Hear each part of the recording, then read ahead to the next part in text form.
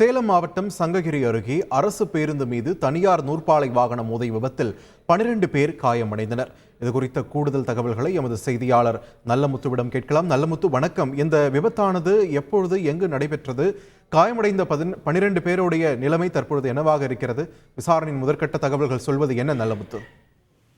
வணக்கம். சேலம் மாவட்டம் சங்ககிரி அருகே உள்ள ஒருக்காமலை பகுதியில் தனியார் நூற்பாலை மினி பேருந்து எதிரே வந்த அரசு பேருந்து மற்றும் முன்னால் சென்ற லாரி மீது அடுத்தடுத்து மோதி விபத்துக்குள்ளானதில் மினி பேருந்து ஓட்டுநர் ஒருவர் உட்பட 12 பெண்கள் படுகாயமடைந்த சம்பவத்தால் பெரும் பரபரப்பு ஏற்பட்டது.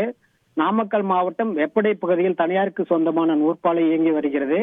இந்த நூற்பாலையிலிருந்து நேற்று இரவு பணிகளை முடித்துவிட்டு நூற்பாலைக்கு சொந்தமான மினி பேருந்தில் 20 பெண்களை ஏற்றிக்கொண்டு அவரது சொந்த ஊரான சின்னப்பம்பட்டி, கொங்கனாபுரம், தாரமங்கலம் உள்ளிட்ட பகுதிகளுக்கு விட்டு செல்வதற்காக ஓட்டுநர் முருகேசன் சென்றுள்ளார். அப்போது சேலம் மாவட்டம் சங்ககிரி அடுத்துள்ள ஒருக்காமலை பகுதியில் சென்று கொண்டிருந்த போது ஓமலூரில் இருந்து 50 பயணிகளை ஏற்றிக்கொண்டு ஈரோட்டை நோக்கி சங்ககிரி ஒருக்காமலை பகுதியில் எதிரே வந்து கொண்டிருந்த அரசு பேருந்து பக்கவாட்டில் தனியார் நூற்பாலை பேருந்து எதிர்பாராத விதமாக ஓட்டுநரின் கட்டுப்பாட்டை இழந்து எதிரே வந்த அரசு பேருந்து பக்கவாட்டில் மோதி முன்னால் சென்ற லாரியின் மீது அடுத்தடுத்து மோதி விபத்துக்குள்ளானதில் மினி பேருந்து ஓட்டுநர் முருகேசன் மற்றும் தனியார் நூற்பாலை மினி பேருந்தில் சென்ற 11 பெண்கள் மற்றும் அரசு பேருந்தில் பயணம் செய்த ஒரு பெண் உட்பட 12 பெண்கள் படுகாயம் அடைந்தனர். மேலும் அரசு பேருந்து மற்றும் மினி பேருந்தில் பயணம் செய்த பயணிகள் அதிர்ஷ்டவசமாக உயிர் தப்பினர். மேலும்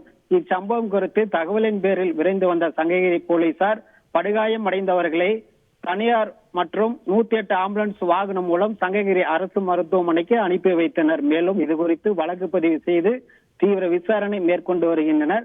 அங்கு படுகாயமடைந்த பயணிகளுக்கு தீவிர சிகிச்சை அளிக்கப்பட்டு வருகிறது. நன்றி நல்லமுத்து, உங்கள் விரிவான தகவல்களுக்கு. செய்திகளை உடனுக்குடன் தெரிந்து கொள்ள உடனே சப்ஸ்கிரைப் பண்ணுங்க.